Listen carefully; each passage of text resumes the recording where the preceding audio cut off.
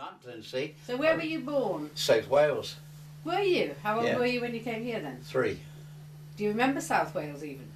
I can remember a little bit about it, but I used to go down there, you see, because Yeah. this is our home up here, actually. Is it? Yeah, I'll tell you where Dad was born. He was born at Castle Marsh Farm.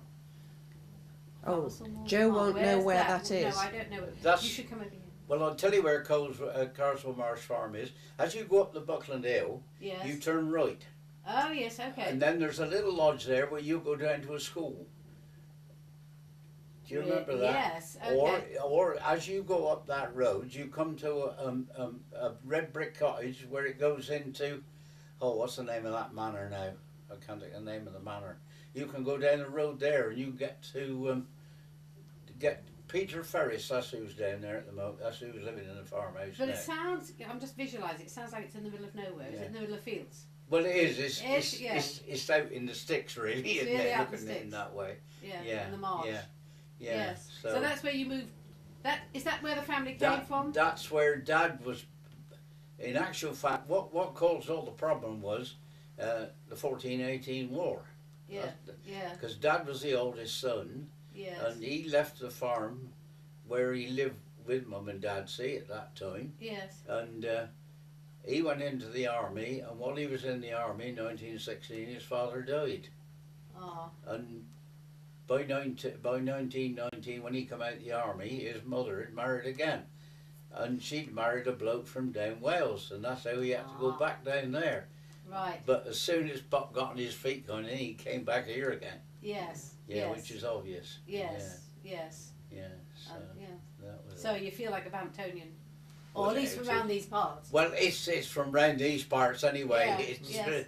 it's Farringdon, as you might as well say, see, isn't it? Yes. Yeah. Yeah. Only the son got onto the internet on there, you know, Oh yes. and traced it all back. See? Oh right. So you've got the whole family history. So. Yeah, we got Yeah. some of the family No, that's history. terrific. Yeah, yeah. But of course, as you know, Lily come from London because you knew Lily, didn't you? I did. I did. Yeah. Yes.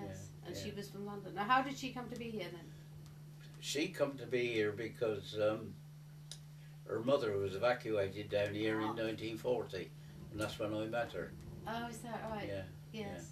yeah. There's quite a few evacuees That's to right. Bampton, and there's a few connections, isn't there, from Yeah, that time? yeah. And her Yeah. sister, youngest sister, come down as well. Yes. See? Did she stay?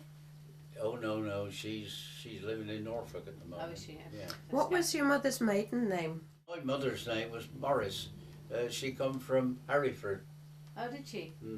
Ross. Yes. Well, that's quite interesting because so many people from a lot of old Bamptonians, for example, they just have moved Yeah. a few miles down the road. Yeah. and Well, back, no, and a as few I miles say, back. I was born down there, but Yeah. this is we always Yeah. classed as So what was your wife's maiden name? Lee. L-E-E? Yeah. Right. Yeah. L-W-E. Yeah. Yeah. Yes. And, So what was your father's work then? he was a farmer. He was a farmer. Well, he was with Dad, his father, in the farm. See. Yes. And was that your family farm? Yeah. Was yeah, it? Yes. Yeah. And what was it mostly? But most farming then was mixed farming, wasn't it? Well, I haven't a clue what it was. All I know is Pop used to say he left school when he was 9 and he was taking the milk to Challow Station. Oh, really? Yeah. Goodness me. Yes. Yeah, he used to have the old horse and Horse and cart to Challow yeah, Station. to That's take quite the a Challow ride, isn't it? Station, Yeah, yeah. early in the morning. Yeah, No well, traffic. Lovely. Yeah. Lovely. There Yeah. you go. So you were born. Where were you? You were born in Wales. Came back to not to that same farm. No. Where'd We've you- gotten the farmers gone Farm's and gone, finished. Yes. So you came Yeah. back to where? Well, we lived down Weald in actual fact. Oh, did you? Yeah. Yeah. Where in Where Wales? well, you know, who Collins's daughter lived in that. Yes. You know, with Long Paddock it's called now. Okay. But it Yeah. wasn't called that then. No, well, there was a smaller cottage there Yes. then, see, but they took that then and made a bigger place of it, Yeah. didn't they? Yes. Yeah. Yeah, So Yeah. you moved back to Weald. yeah. Yes. And then, of course, I went from there into the army then, so How old were you when you went into the army? 20, At 20. yeah. What were you working at before you went into the I army? was working for Mr. Butt down Weald. Oh, Mr. Butt. Yeah. That's another farmer. Yeah, another farmer. Yes. Yeah. And 20 you're off into. Okay, so you leave Bampton. You've been as far as Wales before. Had you seen anything of the world before that? Not a lot, no. It's funny, isn't it? Because the people of our generation, Yeah. particularly the men, the only bit of the world they saw was in military service, wasn't it? Well, to be quite honest, the first I really saw of the world was when I started courting Lily. See, I used to go up to London. But the worst place I ever saw was when I went into the army. I had to go through Sheffield.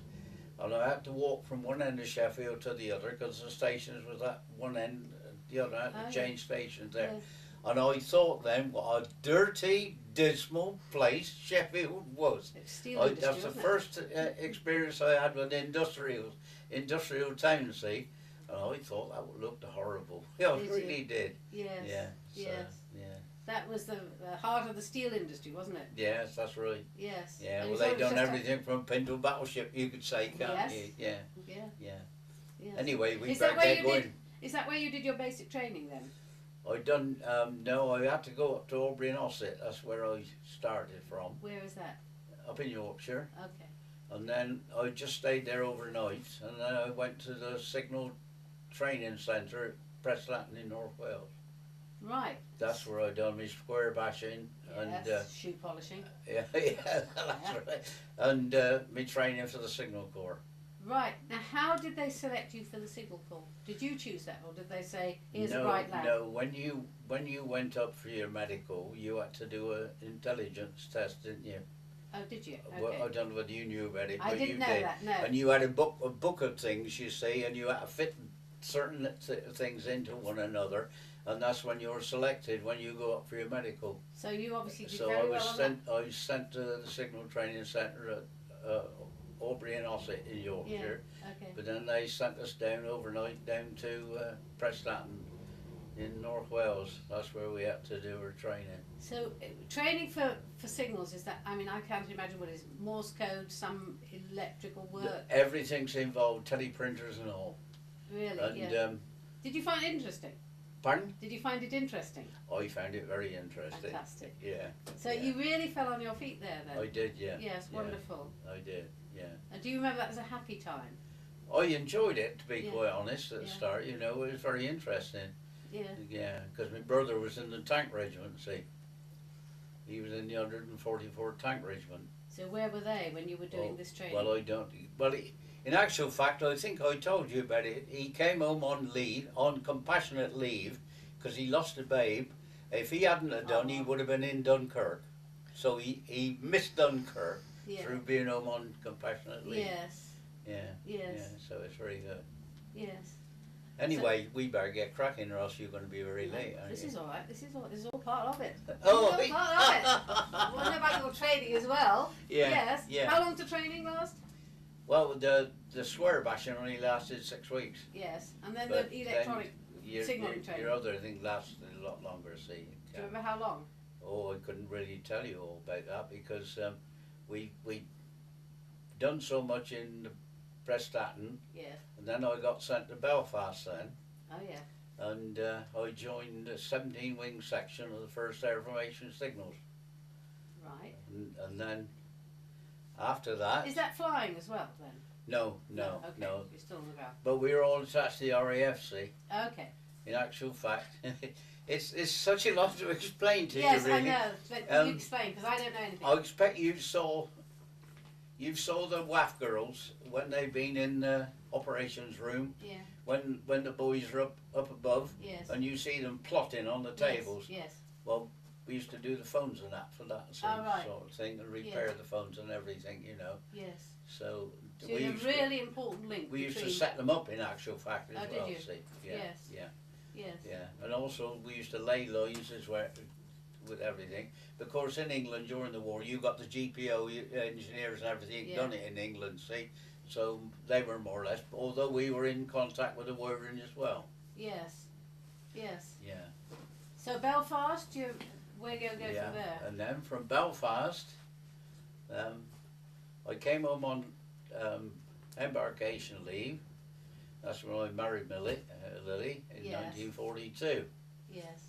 And I went back then, back to the camp, and then we got sent down to Liverpool Yeah. and boarded the Duchess of Bedford. Yes. And How old are you now? You're about 21 now, are you? No, I'm still 20. You're still 20, Yeah. okay. And the funny thing is, we were in the port getting the boys all on board the troop ship, see? And we got rammed by the ferry at Liverpool. Very good. So I bet somebody was embarrassed. oh, there was a lot of embarrassment about it. Of course, as the boys were all coming on and getting, one of the big battalions we had was the King's Own Yorkshire Light Infantry boys. They come on board with us, see? And then we were supposed to sail with a convoy. Yeah.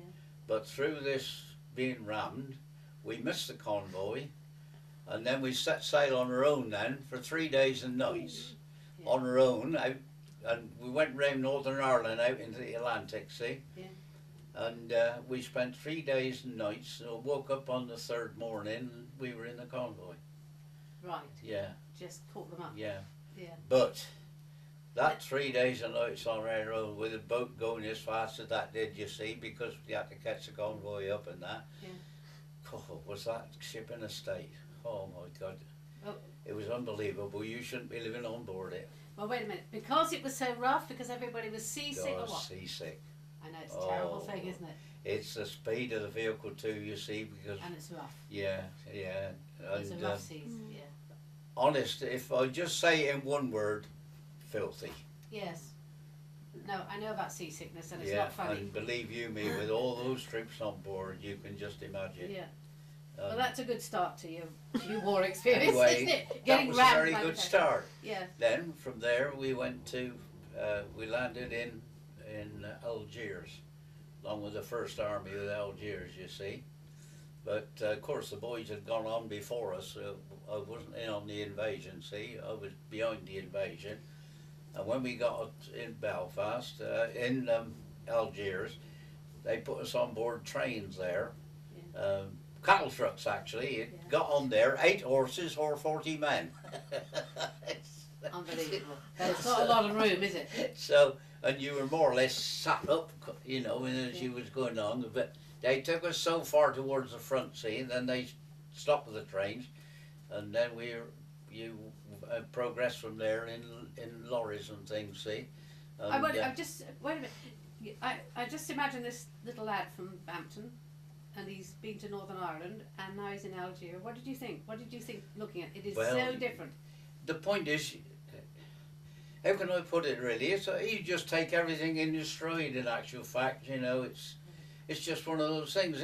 Nothing ever seemed to bother me, kind of thing. You know, we were all together, and that's it was there. See. Yeah. Very hot. But the funny thing is, I didn't know it at the time, but the officer that was in charge of us, he was stationed here in Bampton in 1939 at the start of the war. He was with the Royal Armoured Service Corps here in Bampton, and he lodged along with Dickie Lane. Yeah. And when did you find that out? And I didn't find that out, you see, until we set up our first signal place, you know, command post then. Yeah. And then he called me in the office one day and he said, "You come from Bampton?" I said, "Yeah." And then he said, you know, Dickie Lane. Yeah. I said, "How do you know him then?" And then he come out with it that he was stationed here with the Royal Army Service Corps. Really? Yeah. Yes. So it's a small world, isn't it? It is, isn't it? Yeah. Yeah. And then, as I say, we got to Sétif. That was one place I can remember, but in actual fact, when you're during the war, you're going through, you don't even know where you are, to be quite honest. I mean, no names, you just don't know where you are. Yeah. And then. So in Sétif, you setting up a command post there? No, we didn't. We didn't set up anything there. The first command post we set was at Bone. Okay. In North Africa. Yes. And I was staying there then for quite a while, you know.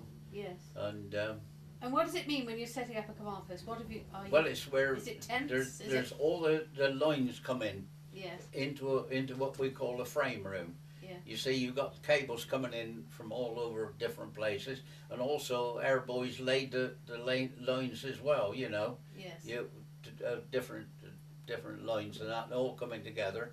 and you have to be on duty in there, and you got your telephone exchange and everything in Yes. there that has to be manned and all, and you get everything come in, see. That's where I got my habit from. If you ever phone me, I always say 594, because you were never allowed to say hello or anything. You just have to say that number of Yes. the place where you were, you know. Yeah. And that's how it goes on. Yeah. And then I spent quite a lot of time in Bone, and then we went forward then, you know, to carry on, because the army was moving Yeah. forward quite a lot. Yeah. And I got put onto what we call a repeater station then. The Yanks were laying a big cable for communication as they were coming through, you know, from Algiers. And to cut the long story short, it went through to Tunis, see? Yeah.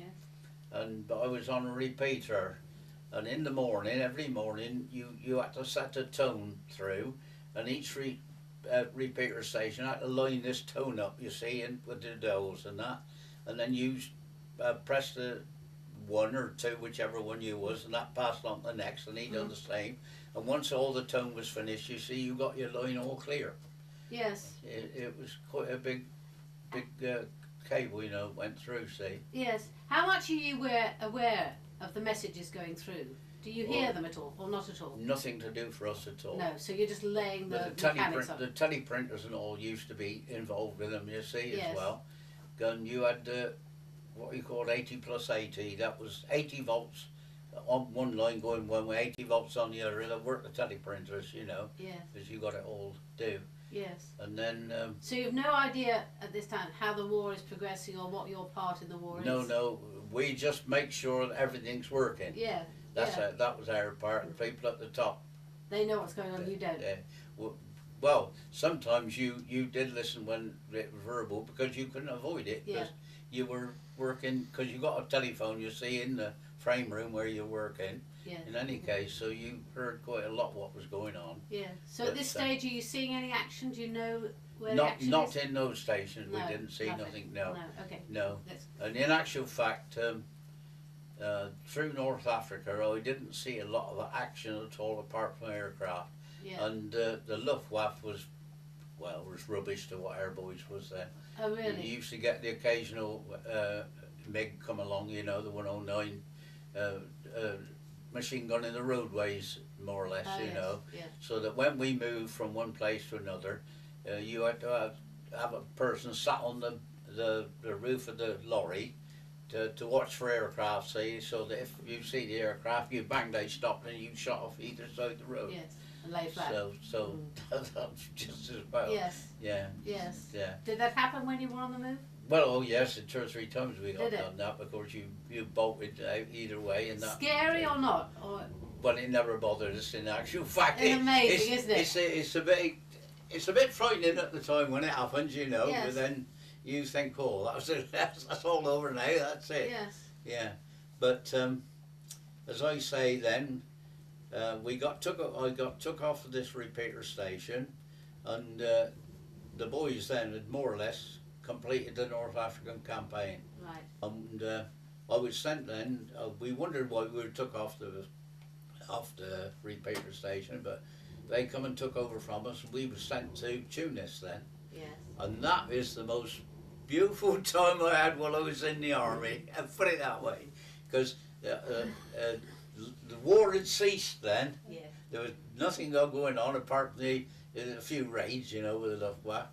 But we were stationed under almond trees, and I really enjoyed myself day after day swimming in the Mediterranean Sea. It was really beautiful. Isn't And that lovely? we thoroughly enjoyed that. We was hoping it was going to last, but of course, the next thing we knew, we were on board LSTs, that's landing ship tanks, Yeah. and we went into Sicily, Yes. see, and then And that's serious war, isn't it? After well, that. we went up. We was going through Sicily, but as look at it didn't last very long. Yeah. No, that didn't. But how long were you in Tunis for? In Tunisia for? I couldn't tell you no more than Month? Man in the Moon. I couldn't even told you what day it was. Was there a lot of drinking? I couldn't even. No, we didn't No, do a lot of drinking. no, No? no.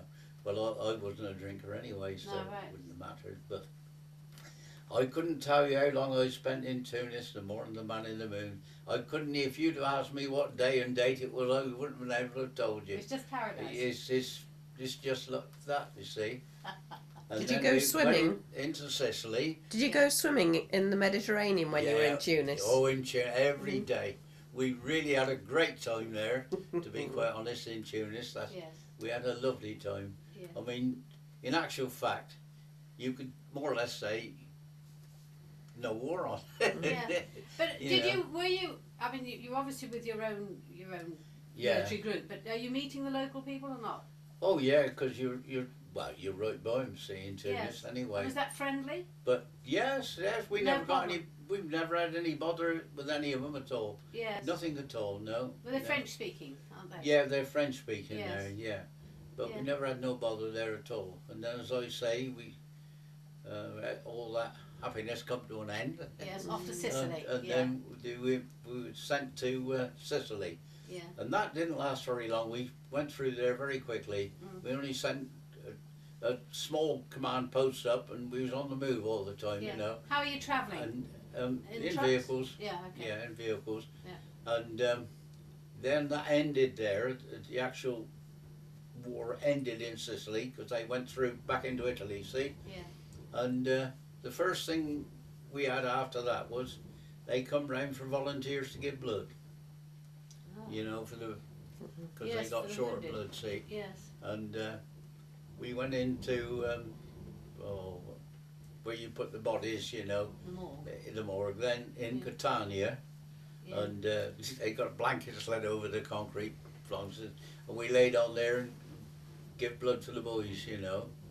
Nearly everybody volunteered anyway, Yeah. which is obvious. I mean, Yes. you got to think of your fellow man, and Yes. that's what we done. And then from there, I got pushed into Italy. We went through to a place called Brindisi, I know it. and we had a bit of excitement there. One of our ammunition ships blew up there and caused quite a lot of damage. But from there, then I got sent with on the command post at Foggia.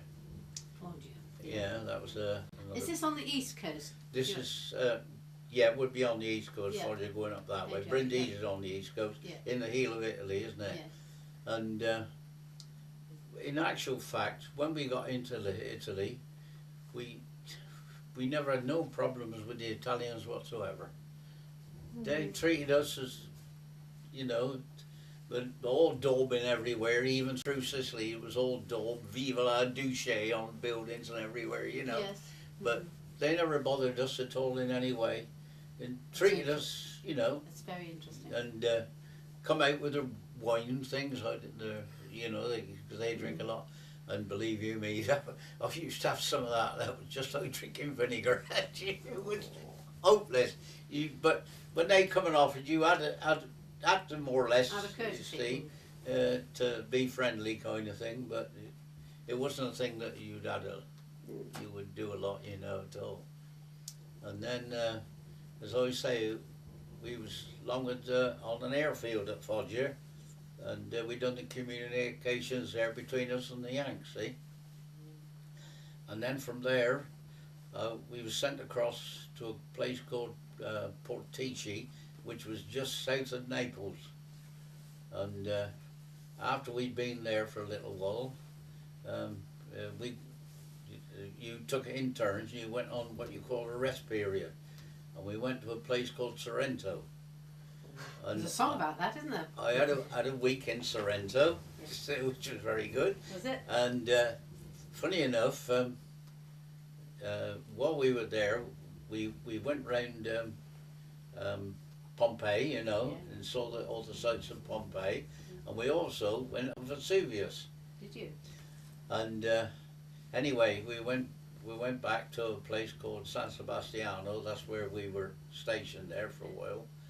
And from there, we wondered what was going on. Vesuvius blew up, didn't she? Good heavens. And I was that gonna was ask you one about of the marvellous sights as you could possibly see. The lava, you know, was quite quite high, the lava, you know, Yeah. as it was coming towards you, and you see it go up to an house, and you just see the house disappear. You come up to a tree, and you see the tree all burst into flame as the lava was going, you know. But That is amazing that you saw that. it was amazing, absolutely amazing. And You're far enough away that you can get away from well, we was at a place called San Sebastiano, and the next village to it was Polinia Trocchia, and the lava came through between us. it. Really. And the old Italians, a lot of the Italians, they got long poles and out with spoons or something on them, and they were getting so much of lava and then dropping liras in it for souvenirs, which you could well understand. Yes. And anyway, through that, we got chucked out of there. And the next thing, we were on board in an LST again. Yeah. And where did we go? Across to Corsica. Yeah. And we went to Corsica, and when we got there, we were on an airfield there, setting up communications again. And we were on the side of a hill there, and on this hillside, the Italians had got like concrete trenches, you know, where they pumped the water up the top of the hill, and then it all run down these trenches to feed the vineyards and that. The aqueduct. And of course, being as we'd had our blankets all this time, you know, we carrying the blankets and that, we thought it was a wonderful time to get them washed. So what we done, we tied ropes around the blankets and chucked them into where all this water was going down and pegged it on the bank. Left it in there for a while. It's a natural washing machine, isn't it? Yeah, and then we just chucked the blankets over the bushes to dry them. Yeah. And, you know, and oh, it was marvellous. Absolutely marvellous. And They probably anyway, had a very good vintage grapes that year. anyway, the boys who were going up through Italy, you see, they got to, I can't think of the name of the place now, that monastery that they had there. Oh dear. Oh, I can't think of the name of it now.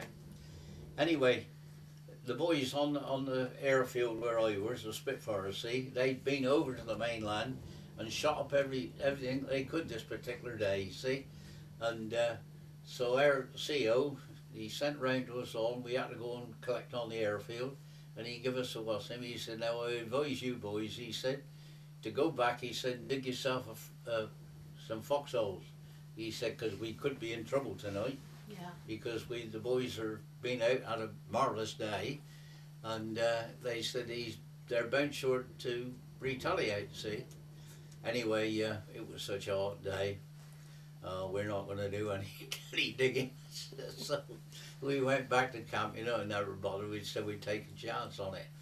Anyway, it had just got dusk, and then you heard this plane, see? Oh, blimey, here we go. And he dropped 3 flares. One in the end of the runway, one in the middle, and one at the other end. And then we got the Stukas coming, didn't we? And they used, they didn't have high explosive bombs. They used what we call anti-personnel bombs. When they hit the ground, they spread outwards, see? Yeah. Not the big H. Are they phosphorus bombs, or what are they? Pardon? Are they phosphorus bombs, or what are they? Well, Do I you know? wouldn't know what You they don't were. know, All I okay. know, they were explosive. They Yeah. blew stuff away. Yeah. Well, the only thing I could think of, you know, because I thought, well, blimey, you've got to get out of trouble here somewhere. And while we were away from the things like that, you had to dig a big hole, and that's where you put all your tins and everything in the hole. That's the only place I could think of, you see, for getting underneath. So I run like the clappers of hell over there and dived into there, and I landed straight down on blokes that were already let in there. So, a whole heap of blokes in the rubbish heap. And believe you me, they kept on Bannister done a 4-minute mob, but if you'd have seen us running that day, I don't think Bannister would have kept up with us. Yeah, you can really imagine it, can't you? And, Were there any casualties? oh yeah, There yeah, were, oh. because we got some of the American coloured lads on the Beaufort guns. And I don't know whether you're familiar with it or not, but in the shells on the Beaufort, clips of shells on there, there's what you call a tracer shell in there. So they can more or less direct. The only trouble was, it gives the Yeah.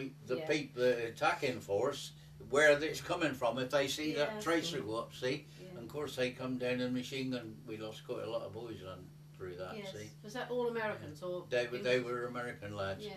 And then after the raid had all finished, and that before they'd let any Spitfires take off, they had us all out across the runway, and we had to walk from one end of the runway to the other, because it was only a dirt runway kind of thing, you know, which they'd made, and you had to walk from one end of the runway to pick up any shrapnel that was all, you know, so that when the planes took off they didn't get punctured or anything.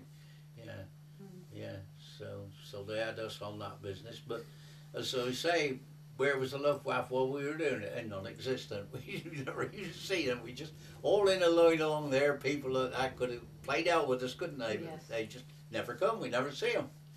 So they did their raid, then they left. They didn't come back and they mock you up. didn't come back, no, and to carry on. So it was very good. Yes.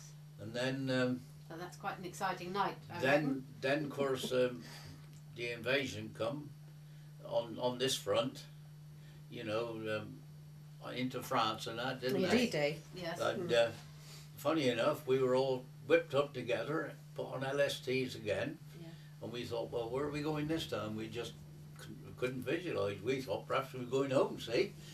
But anyway, we were put out and that, and as look at it, I was on an American LST, and there was British LSTs and all there, see? But the old Yankee captain, he come out over the tunnel, you know, on board, and he said, any of you'd like to go swimming? He said, we're opening the doors. And he opened the doors, you know, and we was in the water, weren't we? Having a grand old time. Yeah, so, and of course the boys on the LSTs, they were never opened up, did they? It was just the Yanks opened up, but they didn't. A bit more casual, And, do you think? Then anyway, we heard the engine start up. We wondered if that was it. We were all, see. And goodness gracious me, when we looked around, we was in a convoy of ships, see. And that's when we went into southern France. Then, along year or two along Marseille, we went in through there. Right. But we got almost to the beach, and then we got the battleship behind us, and she was sending salvos over. And I'll tell you what, that's a terrific noise you can hear go through the air when you get shells going over you, you know. But Whose battleship is this? that was one of our battleships. And What battleship it was, I couldn't tell you the name But of what's it doing? It's It- firing over your head to it. It clear was the going beach. onto the beaches in front of us, see. To clear the beaches ready for you. Yeah, clearing the Okay. beaches in front. But when we got there, well, we done very well. There was not a lot of resistance at all there. And that was when I first saw flamethrowers on tanks. God, oh, they're dangerous. Oh, blimey, you see this great flamethrower, because where any blockhouses were or anything, that's what they done. They with the old tank and put the old flamethrowers through it all. And in actual fact, the resistance we had there was almost non-existent when we landed. Is that because there was such a show of force from this battleship? Possibly it was. Yeah. Possibly it was. Or whether they didn't expect expect us in there or not, I know. But in actual fact, you could say it was almost like a picnic walking in there. Yeah. No problem at all. And are you marching in, or you've got trucks there, or what? Yeah, we had to run in, see, off the LSD, see, straight in there, and it was really good. But there we go. Then we set up different command posts here and there, you see, and communication centres and that. So, yeah. What I think is interesting is that in each of these steps you take in your war, your particular war, you're at the hub of communication. You're selling. You haven't a clue what you're doing, have you? Haven't or, a clue. or where the All war's we know, going or anything. you put the wires and stuff into these things. You connect them up. What goes on in them, you know nothing. Yeah. No, it's as simple as that. But when we set the teleprinters up, it all comes through in codes. You know, it's like a block of 5 numbers. You know, and then that has to be put through a deciphering machine. See, and So you don't know the codes. no, you don't know the code. No, it's just put through a deciphering machine. Okay. That does the coding. See, but of course you're not there to decipher it anyway. You know it's all going on, but you're just there to make sure everything is working, kind of thing. If a line breaks down, look, any line break down at all, you got what you call a bridge megger. See, it's a machine and you put the wires onto it, and you turn the handle, and it tells you how many ohms resistance there is on that line. And if it's, say, just for argument's sake, to make it easier, say it's 100 ohms resistance to a mile, and that's reading 50 ohms, you know that break on that line is half a mile away, kind of thing. That's the sort of how it works, in a reasonable sort of way. Yeah. But different wires has got a different ohms resistance, see, and then of course you've got other 3-turn circuits as well. You've got to know your electricity, haven't you? Yeah. Absolutely. And earth 3-turn circuits, you've got one line going from one telephone to the other, and you got the other line is just a pin stuck in the ground, see, from either end, and you still get a circuit. Yeah. But, okay, so you're in Marseille, having a picnic, as you say. Well, in actual fact, they got quite a lot of us then when we got in there, doing. Oh dear, I'll get it in a minute. Carrying the stretcher bearing there. Quite a lot of us, we had to do stretcher bearing because the boys that got injured and that, you know. And of course, when you're asked to, you do it, and that's all there is to it. Yes. And you had to pick up your own boys as well as Germans. That's both of them. You cared for just the same as though they were your own. Yes, like brother soldiers, isn't it? Whoever they are. At that point, because this is the first time perhaps you've seen the real damage of war. That's isn't right. it? That's Does right. that have an effect on you, or are you just still taking it in your stride? Yeah. Yeah. Yes. Yes. Yeah. Anyway, It's an important part of it, you know. It isn't all fun and games.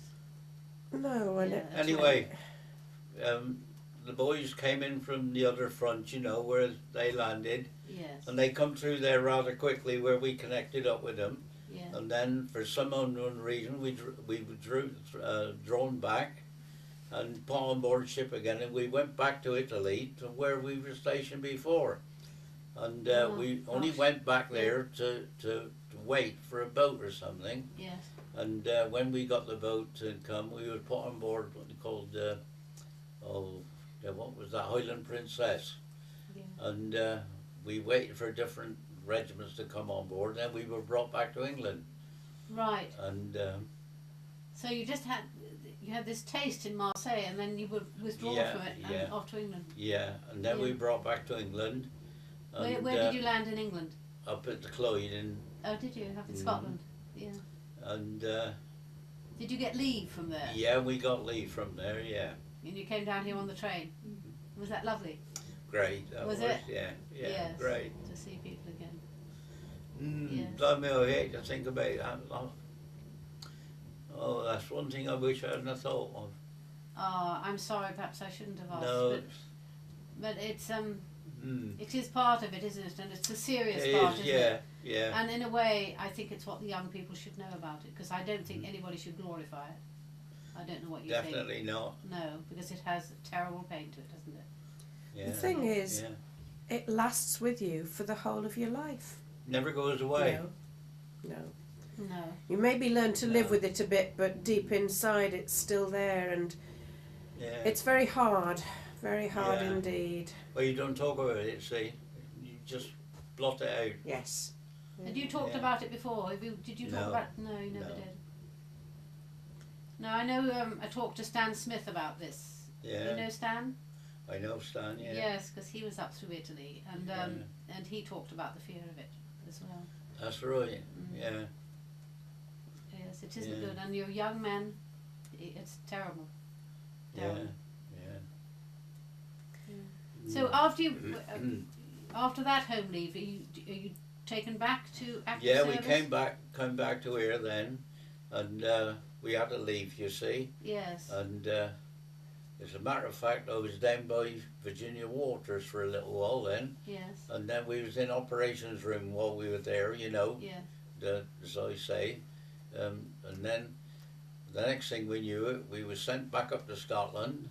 Yeah. And then we went into Holland and Belgium, and into Germany. Yes. And we were going, going through that way, we went through there quite fast, you see, because the boys had been there before I came home from Italy, and they were already going through Yes. France and that. So Yes. we caught them up in Germany, in actual fact. Did you? Yes. And it was when I came on leave, in actual fact, that I first knew about the V2 bomb, you know, the V2 rockets. Yes. And doodlebugs. as I say, I was along with Lily in London, Yeah. and with this bang come, but she never batted an eyelid, you know. Yes. But Because they were silent, weren't they? yeah, and And I that's thought, what was so whatever was that, see? And she says to me, oh, that was a V2. I said, what's that?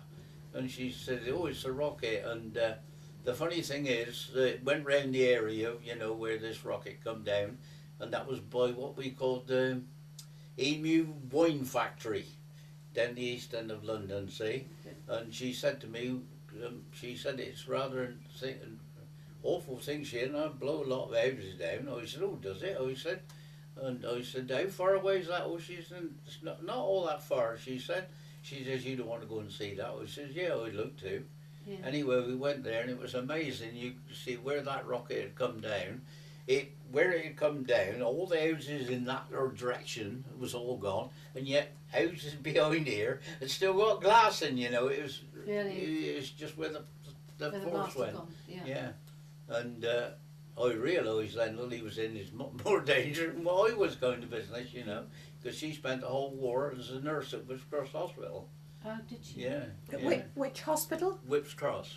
Right. Yeah, that's where she was all through the war in Whips Cross Hospital. Was she? So she'd Yeah, have as a some tales nurse. to tell as well. Yeah, yeah. Yes.